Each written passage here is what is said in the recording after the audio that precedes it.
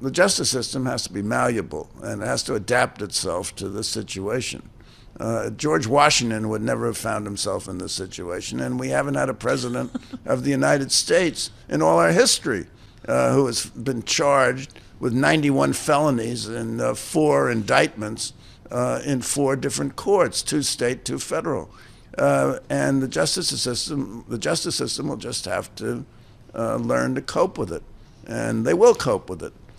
Don't you think that it'll be different when he's at a trial where there's a jury, that the judge will be more careful there to make sure that this doesn't happen, if he takes the stand even? I mean, this is a civil trial, so he had to take the stand when called by the Attorney General's office. But in a criminal case, he may not take the stand, and I think that the judges will be stricter when there's a jury there.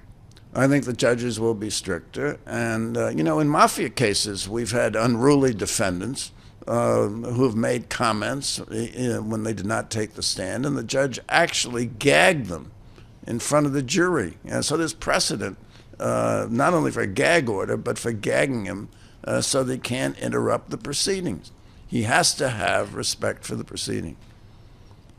And while that's true, I think they also need to, politically for themselves, for Letitia James, for any of the elected officials there, need to show a little bit of deference to a former president, don't they? Even if he's not popular in New York City, he's a private citizen like any of us.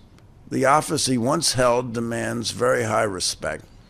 He's not comported himself in a way that goes with the word respect. I mean, he's been irrational. He is engaged in these harangues against court personnel, against prosecutors, all to serve his own political ends. And the justice system will reach a point where it won't tolerate it. Well, and I wanted to ask you about something just a little bit different. The collision between the political calendar and the trial calendar.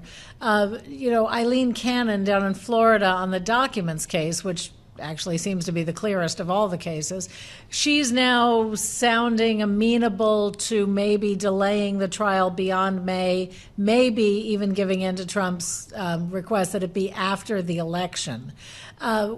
What would be your take on how that would work, and how would it change the case legally if he were tried after the election and won?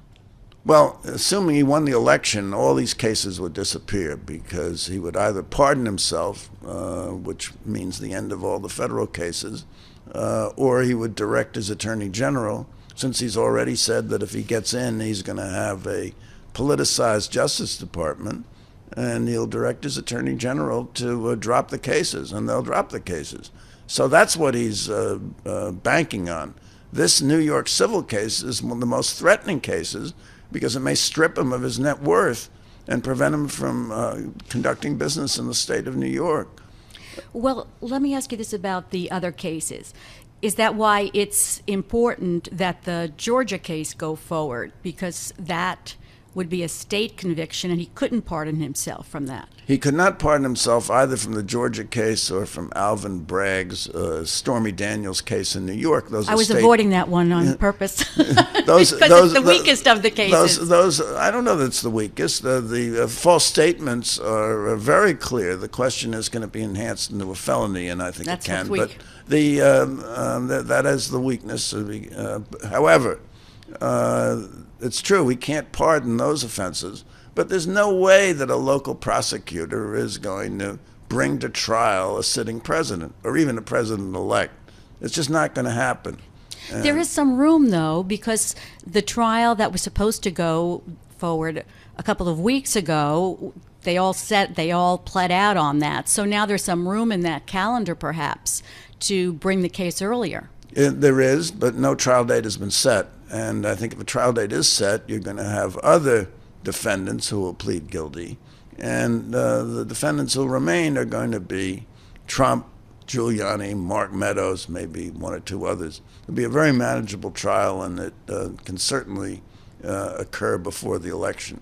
The real problem is that if he's convicted of all these indictments, he's still qualified to be the President of the United States. Why because the framers of our Constitution never dreamed that there would be a president or a candidate for president like Donald Trump. Lawless, contemptuous, disrespectful of the rule of law.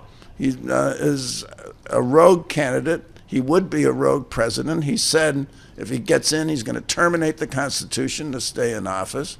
He said he's going to weaponize the Justice Department to get at his political enemies. We've never had that before. And our Constitution, which was framed in 1789 and the amendments in 1791, are just not geared to deal with it. The one hope of disqualifying him, unless the Republican Party wakes up and decides not to nominate him, the one hope of disqualifying him is the case in Colorado and Minnesota, where voters have brought cases, as they have actually in 21 jurisdictions, to disqualify him. But those cases are real uphill battles. There are so many different issues there that the plaintiffs have to win in order to win those cases. Do you really see those cases as stopping him from being on the ballot? I see those cases as going to the Supreme Court, because if just one state holds that he's disqualified, the Supreme Court is going to have to make a decision as to whether Section 3 of the 14th Amendment to the Constitution disqualifies Donald Trump. And they don't have to find that he physically engaged in the insurrection by force. The history of the 14th Amendment shows that people have been disqualified based on speech.